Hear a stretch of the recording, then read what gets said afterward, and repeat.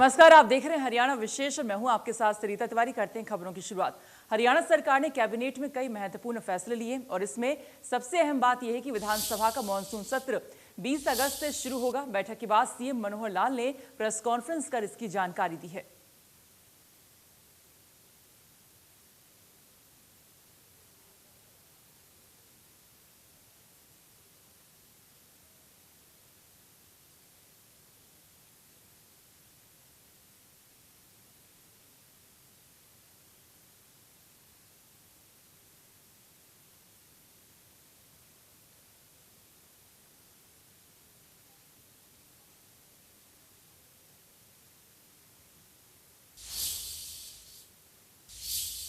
तो आज हरियाणा सरकार कैबिनेट की बैठक हुई। इस बैठक के अंदर क्या कुछ महत्वपूर्ण फैसले लिए गए हैं, ग्राफिक के माध्यम से यहां पर आपको बताते हैं।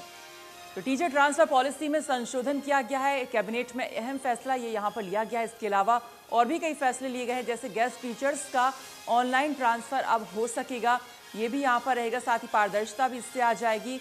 वहीं आपको बता दें, रेंटल हाउसिंग स्कीम को भी कैबिनेट ने आज मंजूरी यहाँ पर दे दी है। तो इससे भी लोगों को कहीं ना कहीं काफ़ी राहत मिलेगी। साथ ही 4 प्रकार की ये रेंटल पॉलिसी यहाँ पर बनाई गई है। तो रेंटल पॉलिसी होगी, साथ ही रेंटल स्कीम यहाँ पर होगी, जिससे लोगों को काफ़ी फायदा होगा।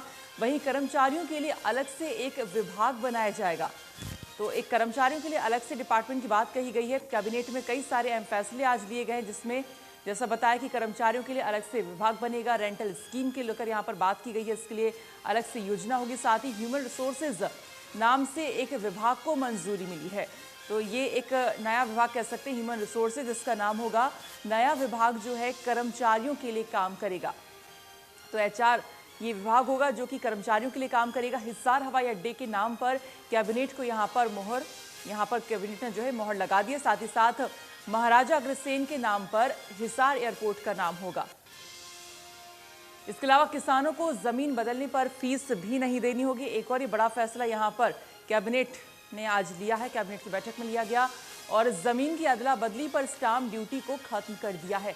ये भी एक काफी अहम फैसला हुआ। साथ ही अब 5,000 रुपए में जमीन की अदला बदली कर सकेंगे।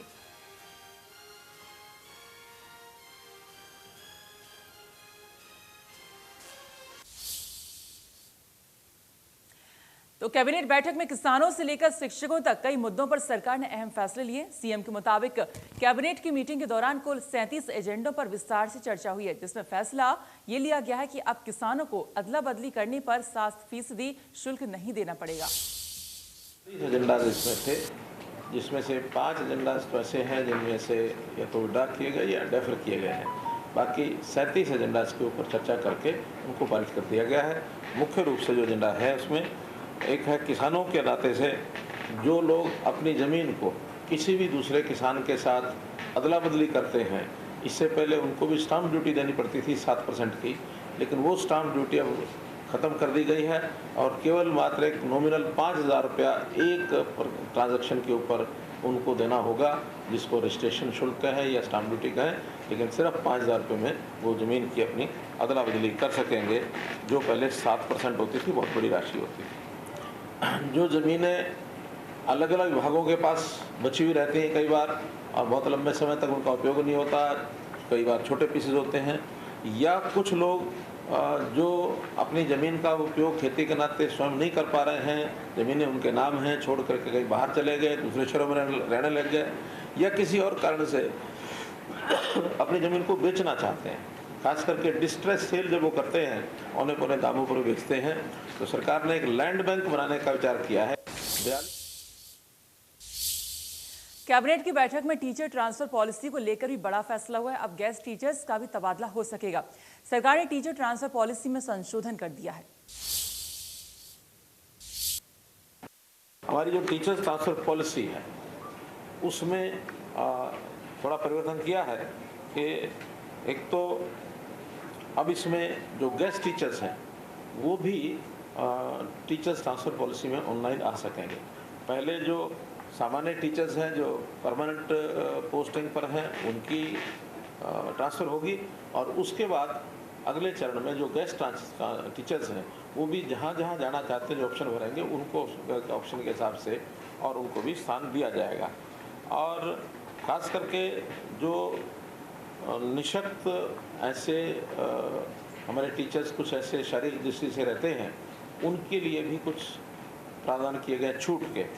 पहले जो ऐसे लोकोमोटर निशक्त जन जो होते थे, उनको 40 से 60% जो रहते थे उन्हीं को प्राथमिकता के आधार के ऊपर छूट मिलती थी 10 अंकों की।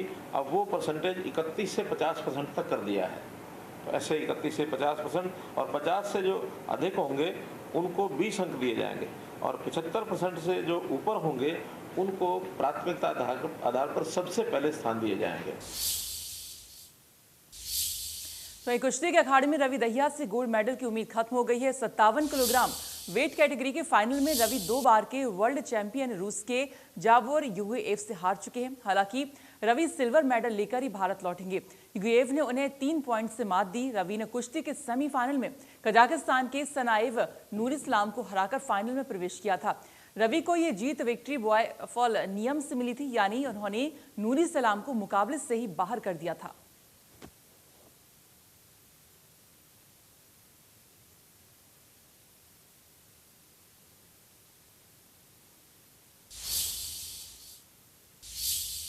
तो रवि दहिया अब सिल्वर लेकर भारत लौटने वाले हैं, यानी कि अपने गांव लौटने वाले। और ऐसे में वहां जो उनके परिजन हैं उनसे खास बातचीत की हमारे सहयोगी ने। क्या कुछ उन्होंने कहा, आइए सुनिए। हरियाणा के रवि दहिया ने सिल्वर मेडल जीता है। हम बात करने के लिए उनके पिता हमारे साथ में हैं। आप देख सकते हैं कि किस तरीके से मिठाइयां बांट करके जश्न मनाया जा रहा है। सिल्वर मेडल जीता है, हालांकि प्रयास गोल्ड का था लेकिन कोई नहीं, सिल्वर मेडल जीता। मिठाइयां बांट करके यहाँ जश्न मनाया जा रहा है। खुशी है सिल्वर मेडल की। यहाँ पर तमाम लोग पहुंचे हुए हैं। किस तरीके से उनके पिता का यहाँ स्वागत किया जा रहा है, क्योंकि हरियाणा के इस रवि दहिया ने देश को सिल्वर मेडल दिलवाया है। उनके पिता से भी हम बात करेंगे। भले ही गोल्ड से चूक गए लेकिन सिल्वर देश को दिलवाया। बहुत खुशी है जी, बहुत खुशी है जी मेडल की, बहुत खुशी है। किस तरीके से संघर्ष को देखते हैं? उम्मीदों की बात करें तो आगे गोल्ड की तैयारी आगे भी रहेगी। हाँ जी, गोल्ड की तैयारी रहेगी जी। अभी तो बहुत लंबा टाइम है जी। अभी तो पहला ओलंपिक था जी, भगवान की दया से जी अच्छा मेडल आ गया जी। मुख्यमंत्री ने 4 करोड़ रुपए पुरस्कार राशि और एक इंडोर स्टेडियम का ऐलान करा है। गांव में अब तक गांव में सुविधा पानी की, बिजली की और स्कूल की ये भी होंगी जी। और मेन स्टेडियम तो होएगा जी, क्योंकि यहाँ बहुत पुराना खेल है जी कुश्ती के, और खेल लगे। किस तरीके से स्वागत करेंगे अगर बात करते हैं रवि दहिया, किस तरीके से स्वागत रहेगा रवि दहिया का? आप देख सकते हैं कि तमाम लोग लगातार यहाँ पर अगर बात करें, क्योंकि खुशी का माहौल, देश को सिल्वर मेडल दिलवाया है। किस तरीके से स्वागत रहेगा रवि दहिया का? क्योंकि सिल्वर मेडल पूरा गांव जैसे भी स्वागत करेगा, पूरे गांव की पूरी अच्छा है भाई। तो ये पिता है इनके, कुछ और गांव के लोग कहना चाह रहे हैं। 3 साल तक हम सिल्वर से संतोष करेंगे। 2024 में हम रवि दहिया फिर गोल्ड मेडल लेके आएंगे। जी बिल्कुल, इनका कहना है कि अभी सिल्वर ही सही लेकिन देश को सिल्वर मेडल दिलवाया रवि दहिया ने, और 2024 में गोल्ड भी आएगा। अब गोल्ड की तैयारियां रहेंगी।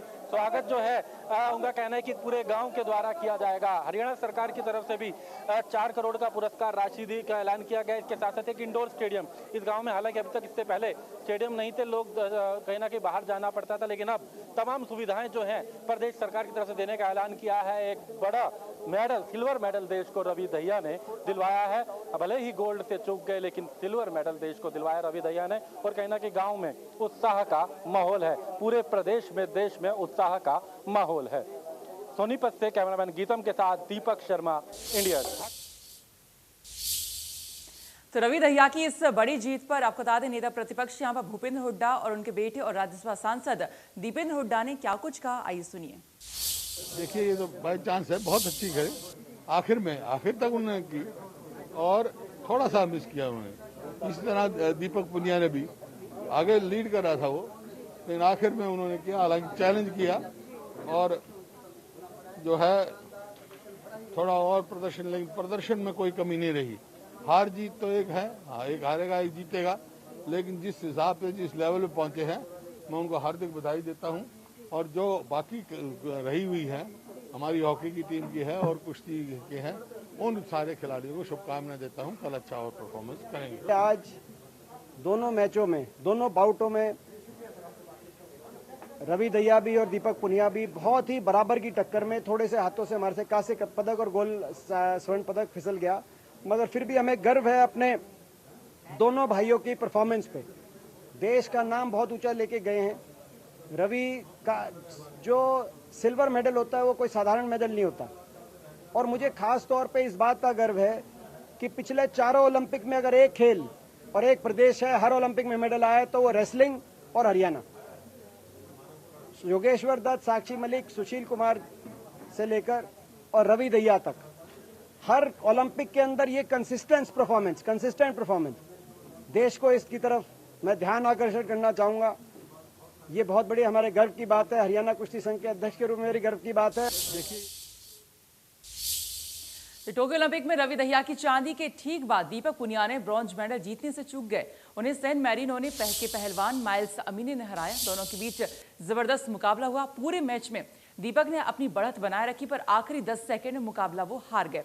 ब्रॉन्ज मेडल की लड़ाई में दीपक पुनिया को हराने वाले सैन मैरिनो के रेसलर ने पहली बार ओलंपिक के लिए क्वालिफाई किया है।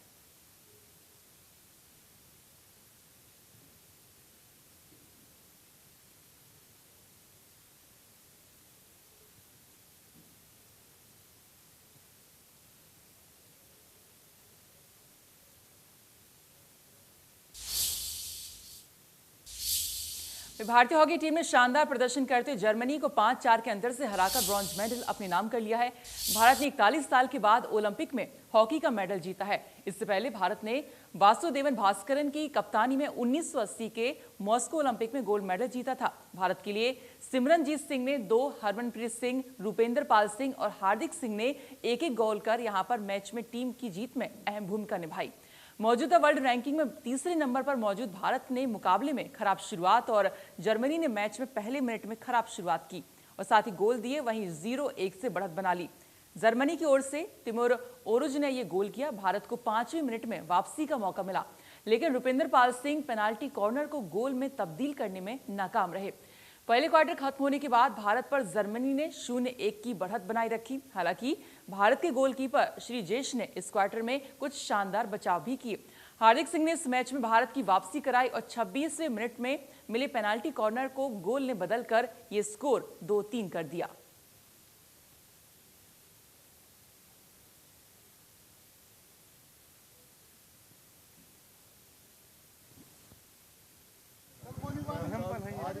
वहीं प्रदेश में अभी हॉकी टीम की जीत के बाद जश्न का माहौल है। कुरुक्षेत्र में खिलाड़ी सुरेंद्र पालड़ और सोनीपत में खिलाड़ी सुमित के घर पर लोग खुशी से झूम उठे।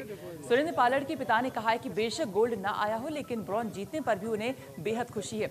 बेटे ने गर्व से इससे ऊंचा कर दिया। तो कुछ ऐसी ही तस्वीरें सुमित के घर पर भी देखने को मिली, जहां परिजन बेटे की जीत पर काफी खुश नजर आए।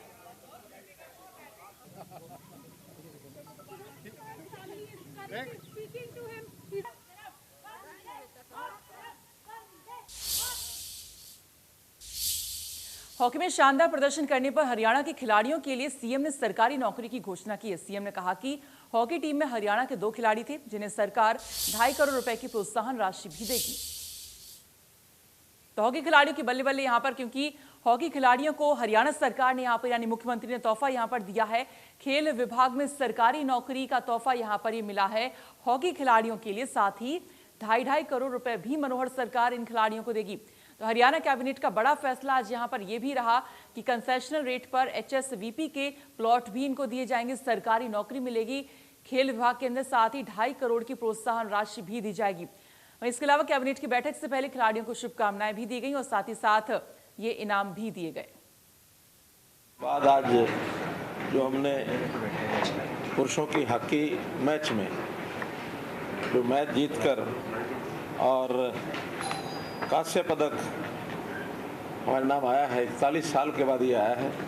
तो इस अवसर पर मैं आपके माध्यम से हरियाणा की जनता को, देश की जनता को बहुत बधाई देता हूँ और इन सब खिलाड़ियों के प्रति भी अपना जो आभार प्रकट करता हूँ कि उन्होंने अपने मजबूत एक इरादे से जिस प्रकार से खेल खेला और कांस्य पदक जीता है, तो उनको भी बहुत बहुत बधाई, शुभकामना, बहुत बहुत धन्यवाद।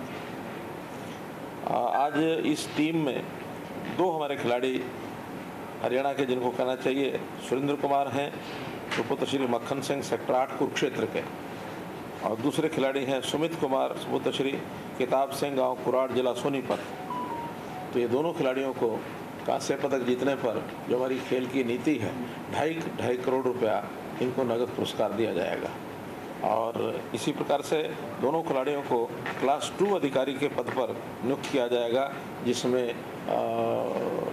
खेल विभाग के अंदर सीनियर कोच इस नाते से इस खेल के बदले में, यानी एक प्रकार से अच्छे खिलाड़ियों को जो प्रोत्साहन देने के लिए ये सीनियर कोच की नौकरी ये निश्चित आती है। हरियाणा में कोरोना पर लगाम लगने के बाद स्कूल खोल दिए गए हैं। प्रदेश के शिक्षा मंत्री कमलपाल गुर्जर ने स्कूलों को खोलने पर कहा है कि अब 6ठी से 12वीं तक के स्कूल खोले गए हैं और अगर इसी तरह कोरोना काबू में रहा तो अगस्त महीने में ही 1ली से 5वीं तक के स्कूल भी खोल दिए जाएंगे। शिक्षा मंत्री ने कहा है कि हरियाणा में 137 संस्कृत मॉडल स्कूलों के 1169 पीजीटी लेक्चरर को इसलिए डिस्चार्ज किया गया क्योंकि उनके इन पदों पर 5 साल पूरे हो गए थे और उन्हें ट्रांसफर ड्राइव में शामिल किया जा रहा है। उन्होंने आगे कहा कि प्रदेश में टीचर्स की कोई कमी नहीं रहेगी, नए टीचर्स की भर्ती की जा रही है। कार्यक्रम रखा है और हमने सारा का सारा लगे का एक कार्यक्रम रखा है जिसमें हम प्रताप नगर खिजराबाद जो है तो वहां से हम चलेंगे और फिर छछरौली से जो और लोग हैं वो शामिल होंगे और फिर जगाधरी से लोग उसमें शामिल होंगे और पूरे इलाके में एक इस प्रकार का राउंड लगाएंगे। भारत माता की जय। और इस प्रकार ट्रैफिक नियमों की पालना को लेकर यमुनानगर में आरटीए और हरियाणा रोडवेज विभाग ने संयुक्त रूप से चेकिंग अभियान चलाया। इस दौरान बस चलाने वाले ड्राइवरों और कंडक्टरों की वर्दी, नेम प्लेट और तय क्षमता से ज्यादा सवारी बैठाने को लेकर कई वाहनों के चालान किए गए। एआरटीओ पूरन सिंह ने बताया कि गाड़ियों की सभी दस्तावेजों की जांच की गई है और इसके अलावा वाहनों के ड्राइवर की वर्दी, नेम प्लेट न लगाने के साथ ही कंडक्टर के पास लाइसेंस न होने पर बसों के चालान भी किए गए।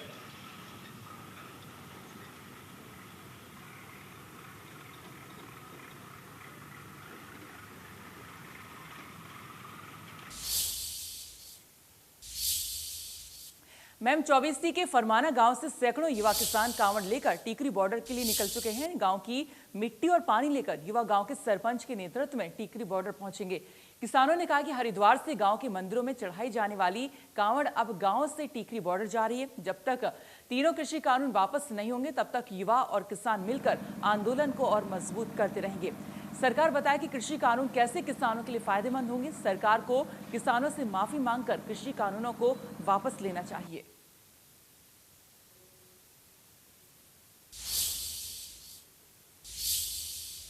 अरावली में जारी अवैध निर्माण पर कार्रवाई की कमान जिला उपायुक्त ने अब डीटीपी गुरुग्राम को सौंपकर ड्रोन सर्वे के आदेश जारी कर दिए हैं।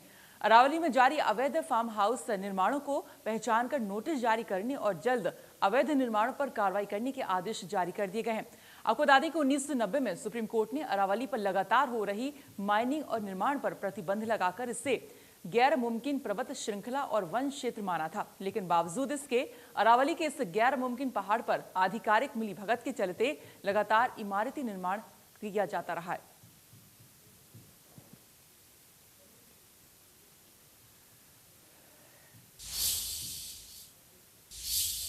गुहाना में पिछले कुछ दिनों से लगातार रुक रुक कर हो रही बारिश के चलते कई गांव के खेतों में 3 से 4 फीट पानी जमा हो चुका है, जिससे गांव के किसानों को फसल खराब होने की चिंता सता रही है। किसान खेतों में पानी की मांग को लेकर अधिकारियों के चक्कर लगाने पर मजबूर हो रहे हैं। किसानों ने कहा कि अब की बार भी प्रशासन ने नहरों की सफाई करवाने और पानी निकासी को लेकर बड़े बड़े वादे किए थे, लेकिन मानसून की शुरुआत में ही सरकार और अधिकारियों के सारे दावे फेल हो गए हैं।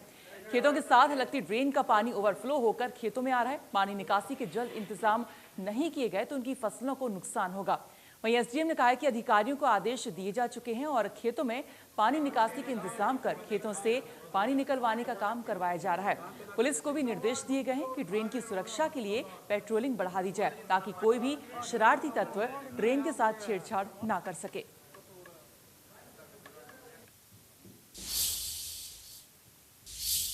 और फिलहाल इसी के साथ हरियाणा विशेष में इतना ही, लेकिन बाकी खबरों के लिए आप देखते रहिए इंडिया न्यूज हरियाणा।